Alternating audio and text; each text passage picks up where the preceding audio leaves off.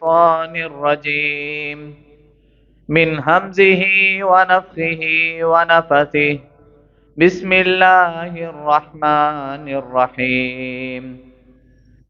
قل هل ننبئكم بالأخسرين أعمالا الذين ضل سعيهم في الحياة الدنيا وهم يحسبون أنهم يحسنون صنعا. أولئك الذين كفروا بآيات ربهم ولقائه فحبطت أعمالهم فلا نقيم لهم يوم القيامة وزنا. ذلك جزاؤهم جهنم بما كفروا واتخذوا آياتي ورسلي هزوا. وقال النبي صلى الله عليه وسلم: إياكم ومحدثات الأمور، أو كما قال النبي صلی اللہ علیہ وسلم.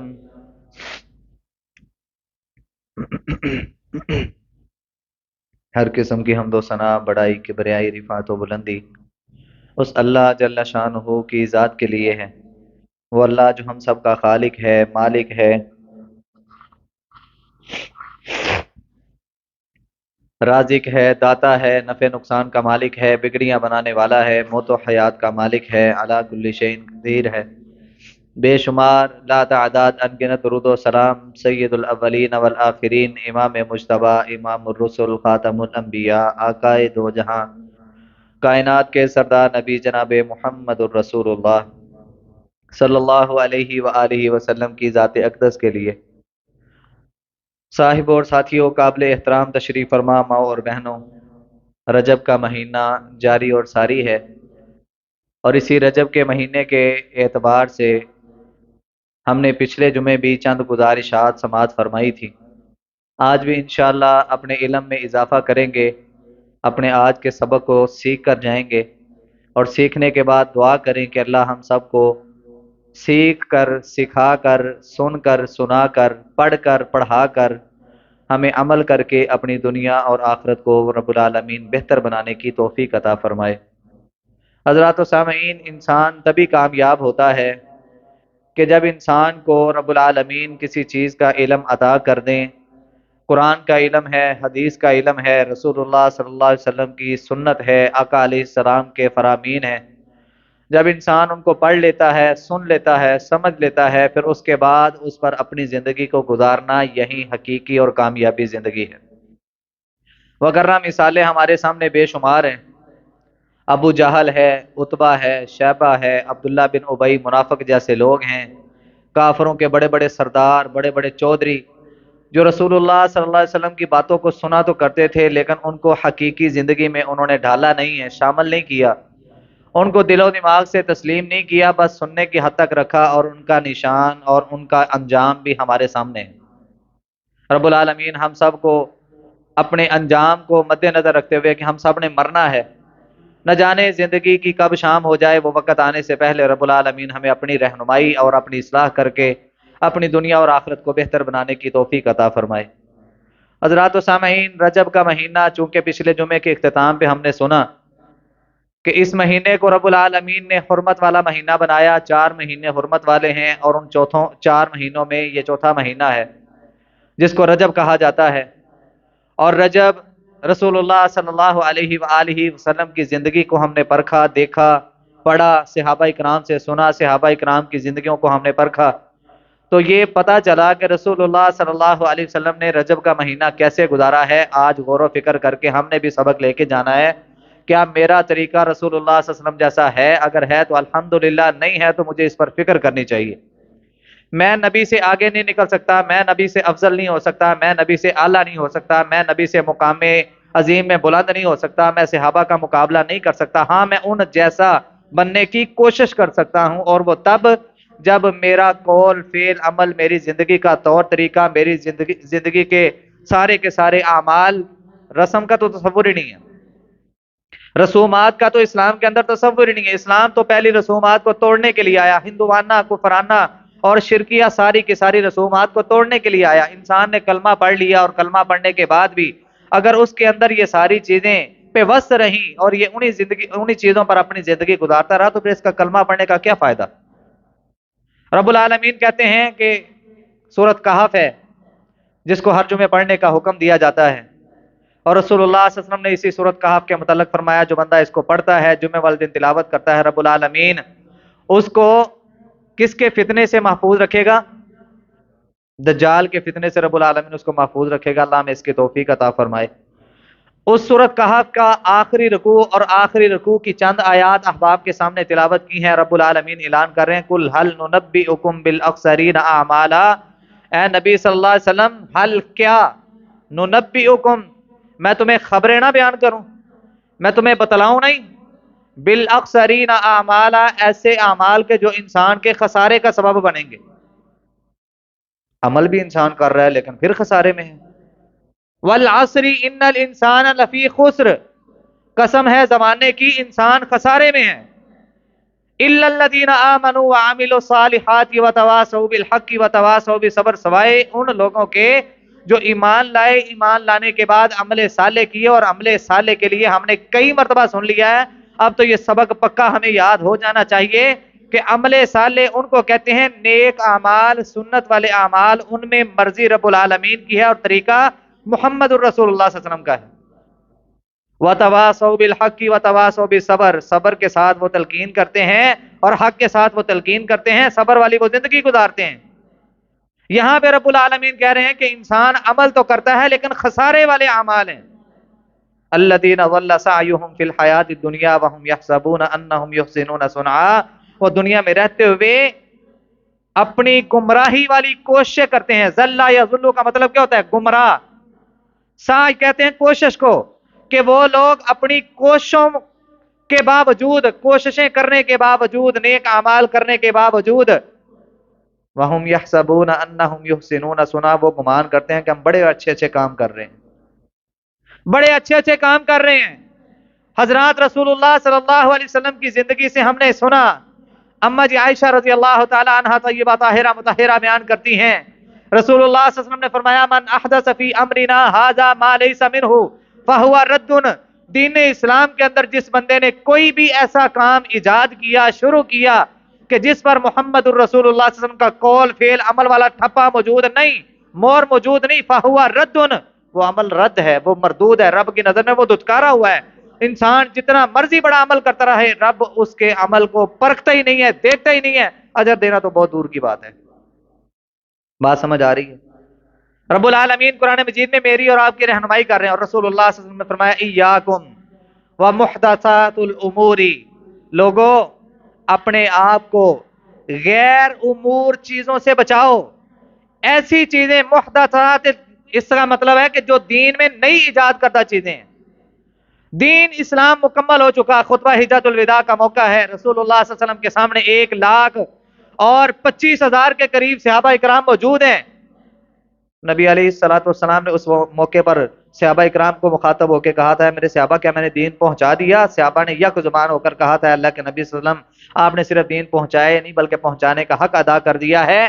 تو رسول اللہ صلی اللہ علیہ وسلم نے اس وقت اللہ کو گواہ بنایا تھا، اللہم اشہد اللہم اشہد اللہم اشہد، اللہ تو بھی گواہ ہو جا میں نے دین کو پہنچا دیا ہے۔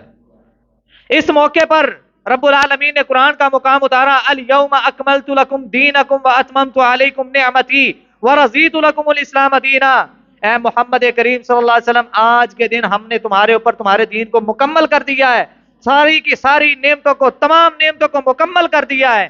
اور یہیں پہ بس نہیں، نبی علیہ السلام نے ہمارے دین اسلام کا نام اپنی مرضی سے نہیں رب العالمین کی مرضی سے رکھا ہے۔ تمہارے دین کا نام بھی رب نے رکھ دیا، تمہارے اوپر تمام نعمتوں کا بھی اتمام کر دیا، مکمل کر دی، اور آج کے دن دین مکمل ہو گیا۔ اب دین میں کوئی بھی انسان اگر نیا عمل ایجاد کرے گا اس کو شریعت نے بدعت کہا ہے، اور نبی علیہ السلام ہر جمعے میں کہا کرتے تھے کل بدعت ضلالہ وکل ضلالۃ فی النار، ہر بدعت گمراہی ہے اور ہر گمراہی انسان کو جہنم میں لے کے جائے گی۔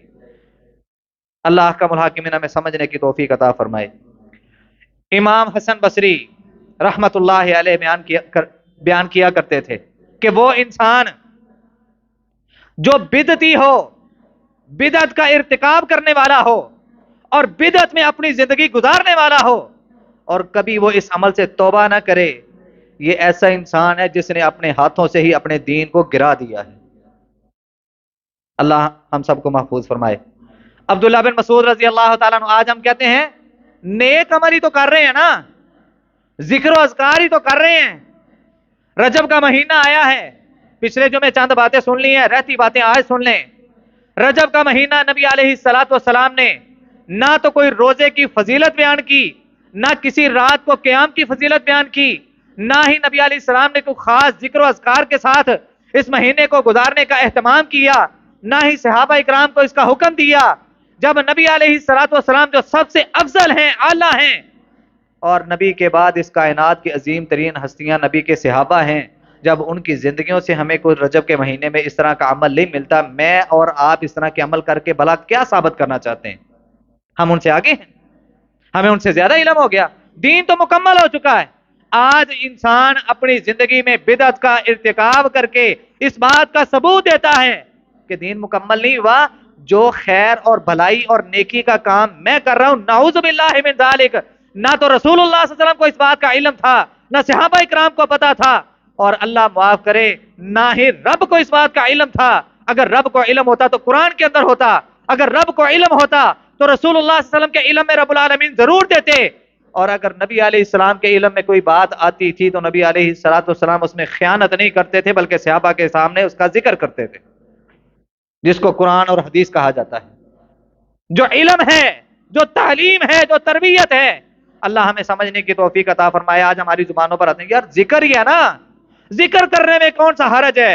سنیے، عبداللہ ابن مسعود رضی اللہ تعالیٰ عنہ مسجد میں داخل ہوئے تو دیکھا، دارمی کی روایت ہے، صحیح ہے، عبداللہ بن مسعود رضی اللہ تعالیٰ عنہ دیکھتے ہیں کہ لوگ کنکریاں رکھ کے بیٹھے ہیں، گٹھلیاں رکھ کے بیٹھے ہیں۔ آج جیسے کہ ہماری مساجد کے اندر بھی گٹھلیاں رکھی ہوتی ہیں، ان پر پڑھا جاتا ہے۔ نبی علیہ الصلوۃ والسلام کا یہ صحابی عبداللہ ابن مسعود رضی اللہ تعالیٰ عنہ مسجد میں آئے اور دیکھا چند لوگ بیٹھے ہیں، کنکریاں رکھی ہیں، گٹھلیاں رکھی ہیں، اور ان پر ذکر کیا جا رہا ہے۔ تو 100 بار استغفر اللہ پڑھ، تو 100 بار سبحان اللہ پڑھ، تو اللہ اکبر پڑھ، تو لا الہ الا اللہ پڑھ، ذکر و اذکار کی محفل سجی ہے۔ عبداللہ بن مسعود رضی اللہ تعالیٰ عنہ، 2 حدیثیں ہیں اس طرح کی، ایک ہے کہ انہوں نے خود کلام کی ان سے، ایک ہے بھاگ کے گئے اور جا کے عمر فاروق رضی اللہ تعالیٰ عنہ کو اس بات کی اطلاع دی کہ مسجد نبوی ہے، مسجد کے اندر میں نے یہ سارا منظر دیکھا ہے۔ عمر فاروق رضی اللہ تعالیٰ عنہ جب یہ کلمات سنتے ہیں، جب یہ الفاظ سنتے ہیں، غصے سے لال پیلے ہو گئے، چہرے پر سرخی آ گئی، غصہ آ گیا اور اٹھے۔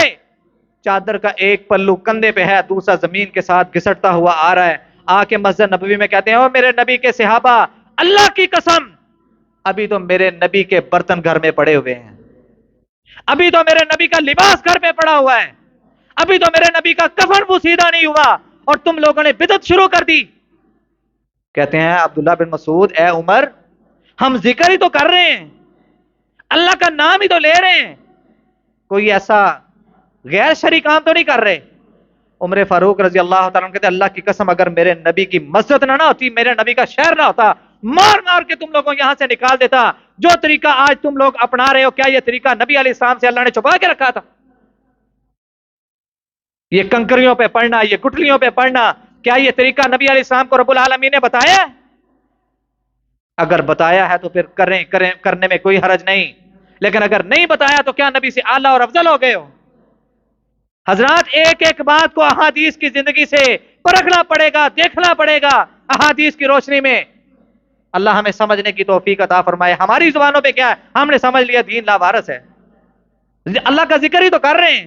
اللہ کا ذکر کرنا ہے، اس میں طریقہ محمد الرسول اللہ صلی اللہ علیہ وسلم کا جب تک نہیں ہوگا، اما جی عائشہ رضی اللہ تعالیٰ عنہ کا فتویٰ موجود ہے، نبی علیہ السلام نے بیان کیا، فہو رد، وہ رد ہے، وہ مردود ہے، رب کو اس عمل کی کوئی ضرورت نہیں ہے۔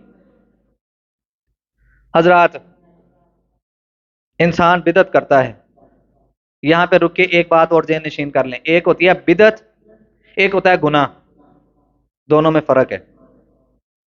ایک ہوتا ہے گناہ، ایک ہوتی ہے بدعت۔ میں نے نماز پڑھی، آپ نے نماز پڑھی، نماز پڑھ کے انسان باہر گیا اور باہر جا کے اس نے جھوٹ بول دیا، یہ کیا ہے؟ گناہ ہے۔ اور انسان کے گناہوں میں سے کچھ گناہ ایسے ہیں کہ جو انسان کے نیکی والے عملوں کو بھی ضائع کر دیتے ہیں۔ لیکن یہ باہر کیا ہے؟ جا کے اس نے جھوٹ بولا ہے، اس کے جھوٹ کا گناہ لکھا گیا ہے، البتہ اس کے نیک اعمال کو ضائع نہیں کیا گیا۔ کچھ گناہ ایسے ہیں کہ انسان اگر ان گناہوں کو کرتا ہے، رب العالمین اس کے نیک اعمال کو بھی ختم کر دیتے ہیں۔ جس طرح کہ انسان شرک کرتا ہے، شرک کرنے سے انسان کی زندگی کے نیک عمل بھی ضائع ہوتے ہیں۔ انسان یتیم کا مال کھاتا ہے، اس کی زندگی کے نیک اعمال ختم کر دیے جاتے ہیں۔ انسان بلا عذر ڈر کے بھاگ کے جنگ کے میدان سے فرار ہو جائے اور کسی پاک دامنہ عورت پر وہ الزام لگا دے، اس کی عزت کو بدنام کرنے کی کوشش کرے، رسول اللہ صلی اللہ علیہ وسلم نے فرمایا یہ وہ گناہ ہیں کہ جن سے انسان کو گناہ تو ملتا ہی ہے، گناہ ملنے کے ساتھ ساتھ اس کے نیک عملوں کو بھی ختم کر دیا جاتا ہے۔ حضرات، ایک ہے گناہ، ایک ہے دین کے اندر نئی بات کو ایجاد کرنا، بدعت کرنا، ان دونوں میں فرق ہے۔ انسان نے زنا کیا، اللہ ہم سب کو محفوظ فرمائے، آمین کہہ دیں۔ جو کرتے ہیں اللہ ان کو بھی ہدایت دے، اللہ ان کو بھی دین کی سمجھ عطا فرمائے۔ ان کے گھر میں بھی مائیں ہیں، بہنیں ہیں، بیٹیاں ہیں، اللہ ان کو سمجھ عطا فرمائے۔ نبی علیہ السلام کا ایک صحابی کہتے ہیں اللہ کے نبی کلمہ پڑھ کے مسلمان تو ہو جاؤں گا لیکن ایک گناہ مجھ سے نہیں چھوٹتا، اگر وہ گناہ کرنے کی آپ مجھے اجازت دے دیں۔ نبی علیہ السلام نے پوچھا کون سا گناہ؟ اے اللہ کے نبی زنا نہیں چھوڑ سکتا، ابھی اسلام میں داخل ہوئے ہیں، کلمہ پڑھنے لگے ہیں، اے اللہ کے نبی زنا نہیں چھوڑ سکتا۔ آپ نے فرمایا کلمہ تو پڑھ۔ کلمہ پڑھ لیا، نبی علیہ السلام نے اس کی رانوں پر ہاتھ رکھا اور اس کو اپنے بالکل ساتھ لگایا، اس کے کان کے پاس اپنا منہ کیا۔ آپ نے فرمایا اے میرے صحابی ذرا یہ بتا تو کس کے ساتھ زنا کرے گا؟ کسی عورت کے ساتھ ہی زنا کرے گا نا، یا وہ کسی کی بہن ہوگی، یا وہ کسی کی بیٹی ہوگی، یا وہ کسی کی ماں ہوگی، یا وہ کسی کی بہو ہوگی۔ یہی عزت والے 4 رتبے ہیں نا۔ آپ نے فرمایا ان چاروں میں سے کسی ایک کے ساتھ ہی اپنا منہ کالا کرے گا، اپنے گناہ کا ارتکاب کرے گا؟ کہتے ہیں جی ہاں۔ نبی علیہ الصلوۃ والسلام فرماتے ہیں اگر تیری بہن کے ساتھ، تیری ماں کے ساتھ، تیری بیٹی کے ساتھ، تیرے گھر کی عزت کے ساتھ کوئی اس طرح کا ارتکاب کرے، کوئی زنا کرے، تیری غیرت اس وقت کیا کہے گی؟ اللہ کے نبی میں تو اس کو قتل کر دوں گا۔ آپ نے فرمایا پھر سوچ لے تو بھی جس کے ساتھ جا کے یہ گناہ کا ارتکاب کرے گا وہ کسی کی بہن ہوگی، کسی کی بیٹی ہوگی، کسی کی بہو ہوگی اور کسی کی ماں ہوگی۔ آج دوسروں کے ساتھ جا کے منہ کالا کرتے ہوئے کبھی خیال آیا ہے؟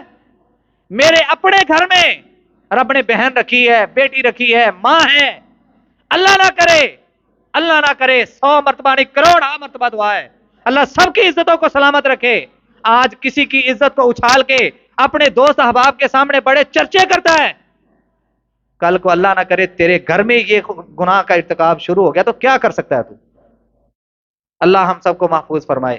حضرات، بدعت کرنے والا انسان گناہ کرتا ہے، کسی قسم کا بھی گناہ ہے، شیطان اتنا خوش نہیں ہوتا، خوش ہوتا ہے کہ وہ اپنے مشن میں کامیاب ہو رہا ہے، اس نے رب سے جو وعدہ کیا وہ اس رب کو تکمیل کی طرف لے کے جا رہا ہے۔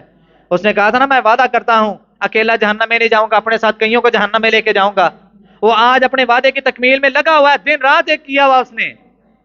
انسان گناہ کرتا ہے، شیطان خوش ہوتا ہے، لیکن بہت زیادہ خوش اس انسان پر ہوتا ہے جو انسان کسی بدعت کا ارتکاب کرتا ہے۔ ایک ہے گناہ، ایک ہے بدعت۔ گناہ پر شیطان خوش ہوتا ہے لیکن اتنا نہیں جتنا بدعت کرنے والے انسان پر خوش ہوتا ہے۔ آپ کہیں گے وہ کیسے؟ گناہ کرنے والا انسان گناہ کرتا ہے، جھوٹ بولتا ہے، گالی دیتا ہے، کسی کے ساتھ زیادتی کرتا ہے، اس کو پتا ہے کہ یار یہ گناہ ہے، گناہ سمجھتے ہوئے گناہ کرتا ہے، رب اس کو گناہ کا گناہ دیتے ہیں۔ لیکن ایک انسان جو بدعت کا ارتکاب کرتا ہے وہ اس کو گناہ سمجھتے نہیں ہے، وہ اس بدعت کو نیکی سمجھتے ہوئے کرتا ہے۔ شیطان کہتا ہے ہاں ہون مزہ آیا نا، اس نے کبھی اس کو گناہ سمجھا ہی نہیں ہوتا۔ حضرات، غور و فکر کی ضرورت ہے۔ رسول اللہ صلی اللہ علیہ وسلم کی زندگی میں رجب آیا، صحابہ اکرام کی زندگی میں رجب کا مہینہ آیا، نبی علیہ الصلوۃ والسلام نے اس پورے مہینے میں کوئی خاص عبادت، کوئی خاص ذکر کسی صحیح حدیث سے ثابت نہیں ہے۔ بات سمجھ آ گئی؟ نبی علیہ الصلوۃ والسلام نے، ہمارے ہاں 2 باتیں مشہور ہیں، بدعت سیئہ اور بدعت حسنہ. ہمارے ہاں دو باتیں مشہور ہیں، بدعت سیئہ اور بدعت حسنہ. اچھا جی، رسول اللہ صلی اللہ علیہ وسلم کی زندگی کو پرکھیں گے اور ہم اپنے ماحول کا محاسبہ کریں گے.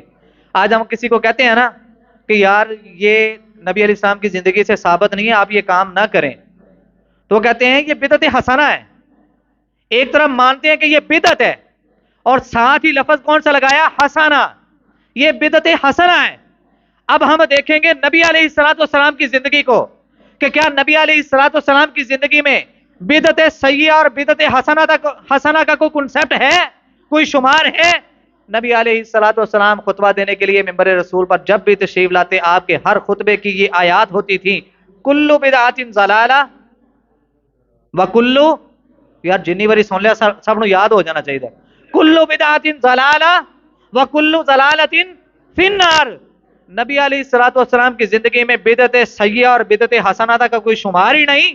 آقا علیہ السلام کہہ رہے ہیں تمام بدعتیں، کل کا لفظ آیا، کل کا، تمام بدعتیں انسان کو گمراہ کرتی ہیں اور تمام گمراہیاں انسان کو جہنم میں لے کے جانے کا سبب بنیں گی. اللہ ہمیں سمجھنے کی توفیق عطا فرمائے. آج ہمارا رواج ہے چھوٹی چھوٹی باتیں ہوتی ہیں لیکن ہم توجہ نہیں دیتے، ہم توجہ نہیں کرتے. ہم نے دین میں نئی نئی چیزوں کو ایسا ایجاد کر دیا کہ دیکھنے والا یہ سمجھتا کہ یہ بھی دین کا حصہ ہے، یہ بھی ادب ہے، یہ بھی مقام ہے، یہ بھی اسلام کا حصہ ہے، یہ بھی کوئی حدیث ہے. مثال کے طور پہ السلام علیکم ورحمۃ اللہ، سلام لیا، سینے پہ ہاتھ رکھ کے تھوڑا سا جھک گئے. یہ جھکنا جائز ہے؟ یہ گردن کس کی عطا کرتا ہے؟ اللہ کی عطا کرتا ہے. یہ کر تو سکتی ہے لیکن رب کے علاوہ کسی کے سامنے جھک نہیں سکتی. اسلام نے مسلمانوں کو بلکہ کائنات میں ہر قسم کے انسان کو یہ تنبیہ کی ہے کہ یہ سر رب کا دیا ہوا ہے، یہ اسی کے سامنے جھکتا ہوا پیارا لگتا ہے، اچھا لگتا ہے. انسان مر تو جائے لیکن کسی کے سامنے سر جھکانے کی شریعت اسلام نے اس کو اجازت نہیں دی ہے. تعظیم کر رہا ہے، تعظیم میں یہ اپنی گردن جھکا رہا ہے. حضرات، تعظیمی سجدہ جائز ہے؟ تعظیمی سجدہ جائز ہے؟ یوسف علیہ السلام کو تعظیمی سجدہ کیا گیا تھا، بات سمجھ آ رہی ہے؟ آدم علیہ السلام کو رب نے تعظیمی سجدہ کروایا تھا. یہ بات اس لیے کر رہا ہوں تاکہ ہمیں پتہ چل جائے تعظیمی سجدہ کہتے کس کو ہیں اور کب کب ہوا اور اس کے بعد یہ حرام ہے یا حلال ہے. آدم علیہ السلام کو رب العالمین نے تعظیمی سجدہ کروایا، یوسف علیہ السلام کو تعظیمی سجدہ کروایا گیا. رسول اللہ صلی اللہ علیہ وسلم کا صحابی ہے. حضرات، نبی علیہ السلام کا صحابی جو کیسر و کسرا کے محلات کو دیکھ کے آیا اور وہاں پہ دیکھا کہ لوگ اپنے بادشاہوں کو سجدہ کرتے ہیں، اپنے بادشاہوں کے آگے اپنے سر کو جھکاتے ہیں، اور یہ صحابی اپنے دل میں سوچتے ہیں اللہ کی قسم اس کائنات میں رب العالمین کی ذات کے بعد اگر کوئی سب سے عظمت والی ہستی ہے، سب سے عظیم ہستی ہے تو وہ میرے نبی محمد الرسول اللہ صلی اللہ علیہ وسلم ہیں. اگر کوئی سجدہ کرنے والی ذات ہے اللہ کے بعد تو سجدہ کیا جائے گا محمد الرسول اللہ صلی اللہ علیہ وسلم کو. یہ صحابی آتے ہیں، نبی علیہ السلام کو سلام کرتے ہیں اور سلام کرتے ہوئے نبی علیہ السلام کے سامنے اس نے جھکنے کی کوشش کی. آقا علیہ السلام نے دونوں بازوؤں سے پکڑ کے اٹھا دیا اور فرمایا رب کی ذات کے علاوہ جو آج سجدہ تعظیمی کہتے ہیں، سجدہ تعظیمی کو رب نے حرام کر دیا ہے. اب سجدہ ہوگا تو صرف رب العالمین کی ذات کو. اللہ کی قسم اگر رب مجھے یہ اختیار دیتا اس کائنات کے اندر میں عورت کو حکم دیتا کہ وہ اپنے خامد کو سجدہ کرتی، لیکن رب نے یہ اختیار نہیں دیا، رب نے یہ حکم نہیں دیا. سجدہ تعظیمی حرام ہو گیا. سلام لیتے ہوئے گردن کو جھکا رہے ہیں، کس نے تمہیں اجازت دی ہے؟ دین کے اندر نئی نئی باتوں کو ہم نے ایسے ایجاد کر دیا اور دیکھنے سننے والے نے دین کا حصہ سمجھ لیا اور لگے ہیں اسی ڈگر میں لگے ہیں، کبھی سمجھ نہیں آئی. اللہ ہمیں سمجھنے کی توفیق عطا فرمائے. رسول اللہ صلی اللہ علیہ وسلم کا نام آئے تو کیا کرنا چاہیے؟ میں نام لیتا ہوں، ثبوت آپ دے دیجئے گا. محمد صلی اللہ علیہ وسلم. آقا علیہ السلام کا نام آئے، پیارا نام، آپ کا جتنا محبت بھرا نام ہے اس کائنات میں اس طرح کا نام ہے ہی کوئی نہیں. بات سمجھ آ رہی ہے؟ رب نے جتنی مٹھاس اس میں رکھی ہے، رب نے جتنی رحمتیں اور برکتیں ہمارے لیے اس میں رکھی ہیں، بندہ ایک مرتبہ کہتا ہے محمد صلی اللہ علیہ وسلم، رب العالمین اس کے 10 گناہ معاف کر دیتے ہیں. اس کے 10 درجے بلند کر دیتے ہیں، اس کے نامہ اعمال میں 10 نیکیاں لکھ دی جاتی ہیں۔ رسول اللہ صلی اللہ علیہ وسلم فرماتے ہیں جس بندے کے سامنے میرا نام لیا جائے محمد صلی اللہ علیہ وسلم، اور وہ مجھ پر درود نہ پڑے، درود کیا ہے؟ صلی اللہ علیہ وسلم، جو مجھ پر درود نہ پڑے۔ جبرائیل نے بد دعا کی کہ ایسا انسان ذلیل و رسوا ہو جائے، نبی اسلام فرماتے ہیں میں نے کہا آمین، اللہ کرے واقعی وہ ذلیل و رسوا ہو جائے، تباہ و برباد ہو جائے۔ اچھا حکم کیا ہے کہ اب نبی علیہ السلام کا نام آئے تو کیا کرنا ہے؟ درود پڑھنا ہے نا، صلی اللہ علیہ وسلم۔ اب ہمارے بعض ساتھی انگوٹھے چومن لگ پائیں گے، اب جو انگوٹھے چومتے ہیں کیا وہ درود پڑھتے ہیں؟ سمجھنے والی باتیں ہیں یہ، وہ باتیں ہیں جو ہم نے دین میں شروع کر دی۔ یار میں ایک سوال کرتا ہوں، کیا نبی علیہ السلام کے صحابہ کرام کی آنکھیں خراب نہیں ہوئی؟ علی رضی اللہ تعالیٰ عنہ کی آنکھیں خراب ہوئی تھی کہ نہیں؟ آپ نے کیا کیا تھا؟ آپ نے اپنا لعاب دہن لگایا تھا، آپ نے فرمایا تھا کل اس بندے کو میں اسلام کا پرچم تھماؤں گا جس کے ہاتھ میں رب نے فتح رکھی ہے۔ پتہ چلا علی کی آنکھیں خراب ہیں، نبی السلام نے فرمایا بلاؤ، لایا گیا، نبی علیہ الصلوۃ والسلام نے وہی لعاب دہن جو ابو بکر کی ایڑی پر لگایا تھا رب نے شفا دے دی تھی، وہی لعاب دہن علی کی آنکھوں پر لگایا، اللہ نے شفا دے دی۔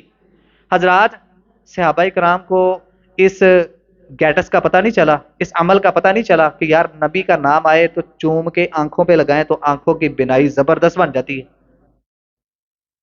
ہمیں کہاں سے پتہ چل گیا؟ قرآن کی کوئی آیت میں ہے، حدیث کی کسی کتاب کے اندر ہے، کسی حدیث کے اندر ہے؟ جب نبی علیہ السلام کی زندگی سے، صحابہ کی زندگی سے ہمیں اس طرح کا عمل نہیں ملتا تو پھر ہم کیا ان سے آگے نکل گئے ہیں؟ اللہ ہمیں سمجھنے کی توفیق عطا فرمائے۔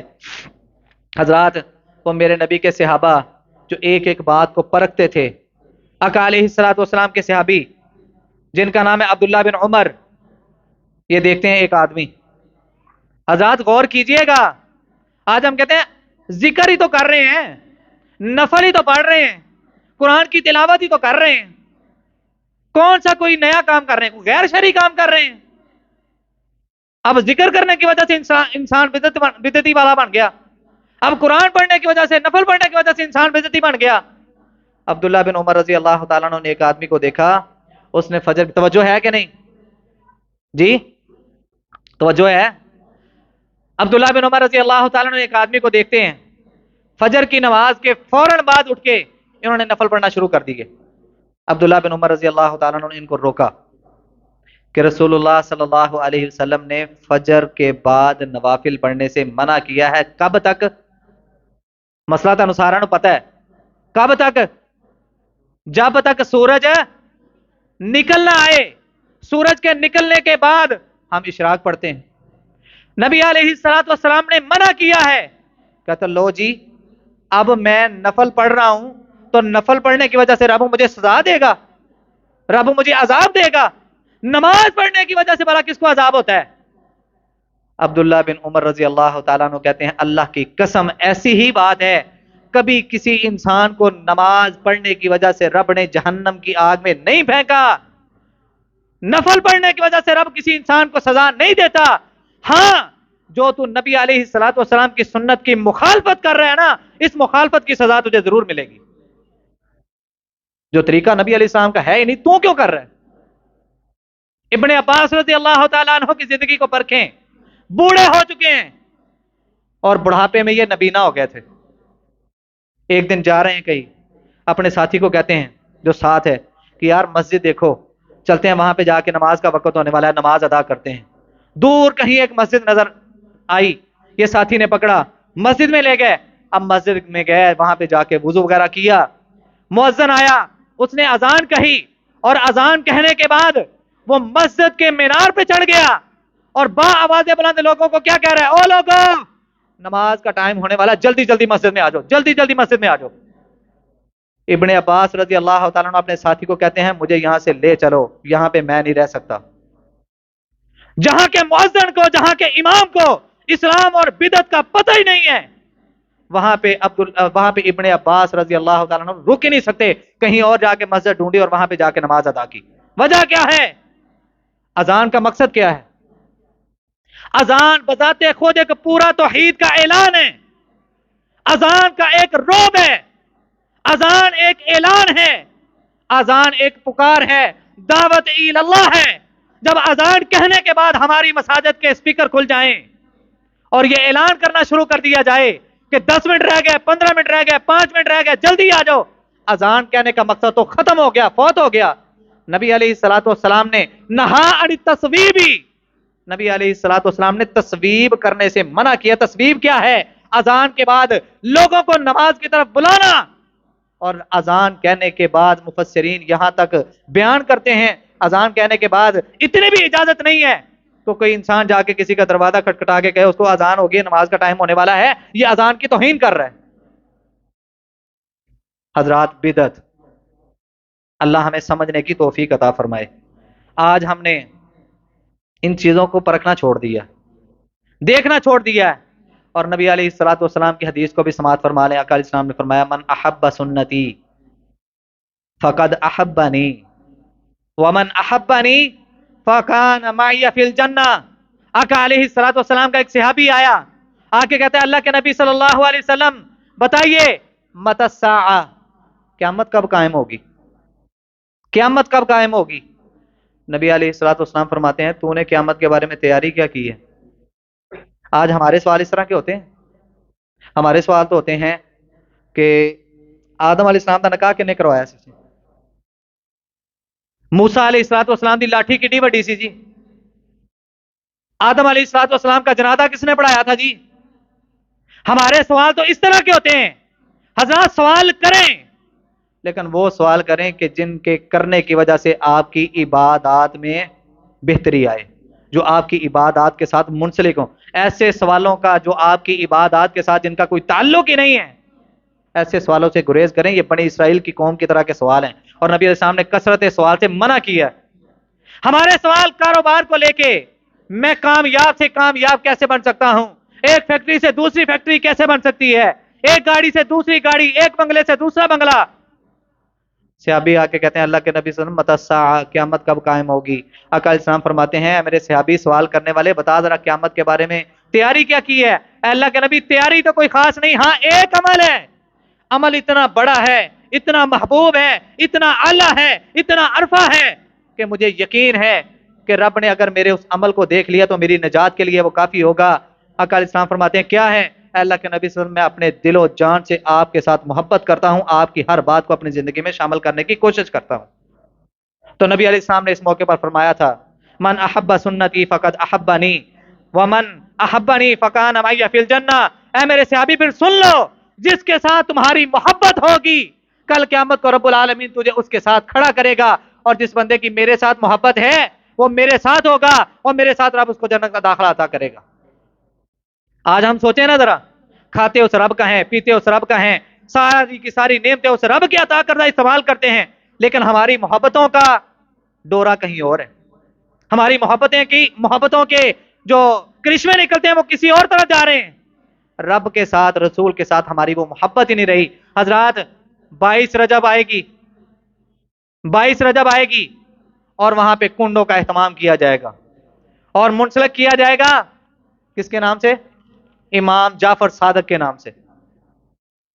ذرا ہسٹری پڑھ کے تو دیکھیں، رجب کا پہلا دن آتا ہے، رات لوگ نوافل پڑھتے ہیں، صبح کو روزہ رکھتے ہیں۔ اسی طرح پہلا جمعہ آئے، لوگ نوافل کا اہتمام کرتے ہیں، روزہ رکھتے ہیں۔ اسی طرح 22 رجب آ جائے گی، لوگ امام جعفر صادق کے نام کے کنڈے، جو نبی علیہ الصلوۃ والسلام کی وفات کے 1400 سال بعد جا کے یہ رسم شروع ہو رہی ہے، ہم نے آج اس کو دین کا حصہ بنا دیا، اور جو نبی علیہ الصلوۃ والسلام نے باتیں بتائی تھی ہم نے ان کو اگنور کر دیا۔ 27 رجب آئے گی جس کو ہم شب معراج کہتے ہیں، پچھلے جو میں تھوڑا سا ٹچ دیا تھا، نبی علیہ الصلوۃ والسلام کو معراج کروائی ہے رب العالمین نے کہ نہیں؟ سارے بولیں کروائی ہے، ہمارا ایمان ہے نا؟ اللہ کی قسم جو بندہ اس بات پر شک کرتا ہے وہ اپنے ایمان سے ہاتھ دھو بیٹھا ہے، اس کا ایمان کیا؟ اس کو اپنے ایمان کی فکر کرنی چاہیے۔ جو بندہ اس بات پر اپنے دل کو تسلی دیتا ہے کہ نبی علیہ السلام کو اللہ نے معراج نہیں کروائی بلکہ کروائی ہے۔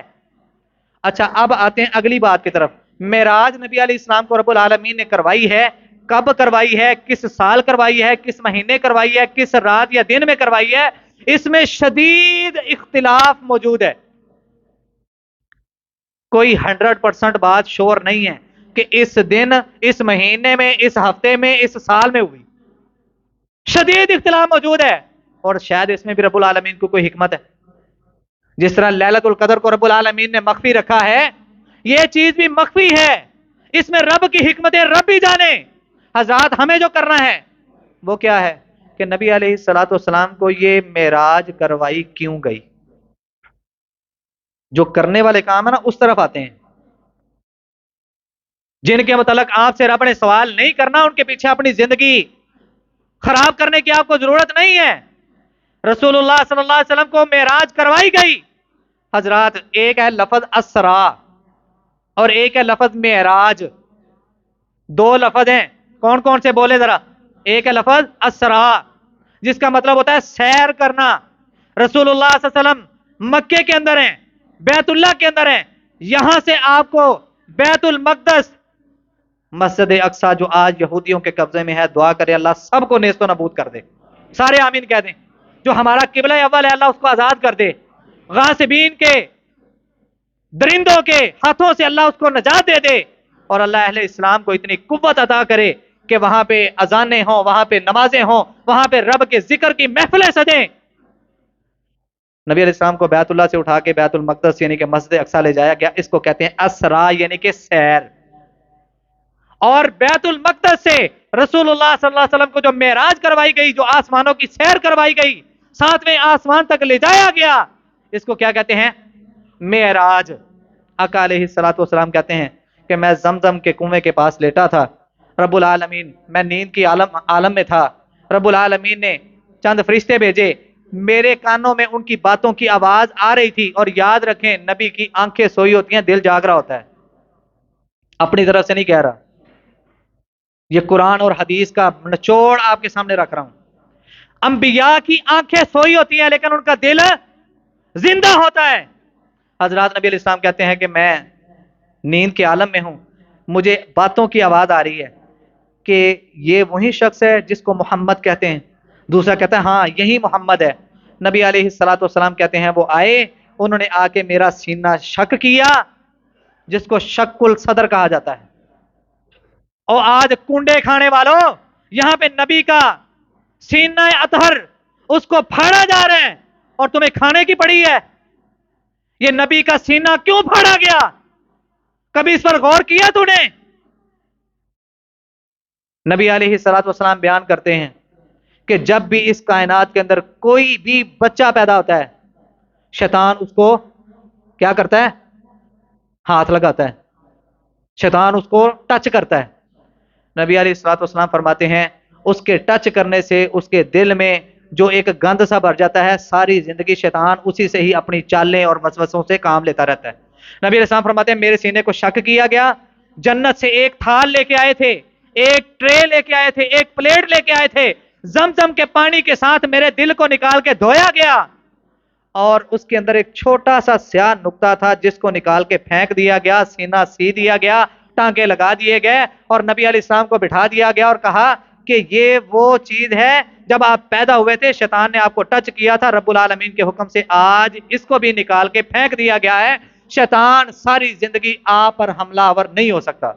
اور نبی علیہ السلام کہتے ہیں ہر انسان کے ساتھ شیطان ہے، میرے ساتھ بھی شیطان ہے، لیکن میرا شیطان میرے تابع ہو گیا ہے، وہ کلمہ پڑھ کے مسلمان ہو گیا، میں ذکر و اذکار ہی اتنا کرتا ہوں. حضرات نبی علیہ الصلوۃ والسلام کا سینہ چیرا گیا. اللہ نے وہ شیطان کا جو ٹچ کیا ہوا ایک وہاں پہ گندا مادہ تھا، رب العالمین نے اس کو بھی نکال دیا. نکالنے کی وجہ کیا ہے؟ رب اب نبی علیہ السلام کو آسمانوں کی سیر کروانے لگے اور یہاں پہ جا کے نماز کا تحفہ دینا ہے. حضرات کھانے پینے کے پیچھے بھاگنے کی ضرورت نہیں ہے، آپ اپنے عقیدے کو درست کر لیں. اللہ کی قسم آپ بھوکے مرنے والے نہیں. نبی علیہ السلام کو نماز کا تحفہ دینے کے لیے رب نے دل کو صاف کیا. آج میں فجر بھی پڑھوں، زور بھی پڑھوں، عصر بھی پڑھوں، مغرب عشاء بھی پڑھوں، جمعے بھی پڑھوں، نمازیں بھی پڑھوں، صدقہ زکات بھی کروں، لیکن میرا اتھو گند نہ جائے، کیا فائدہ؟ رب نے نماز کا تحفہ دینا تھا تو اس گند کو نکال کے پھینک دیا.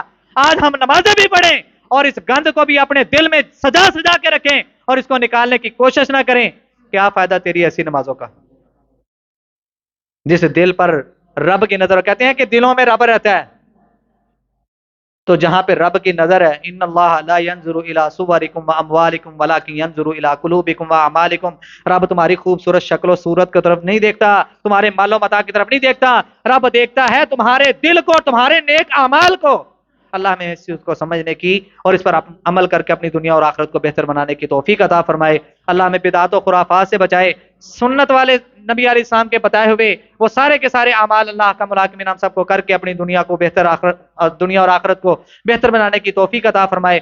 اللہ ہمیں زندہ رکھے دین اسلام پہ، موت حالت ایمان پہ، آخری وقت میں ہم سب کو کلمہ نصیب فرمائے۔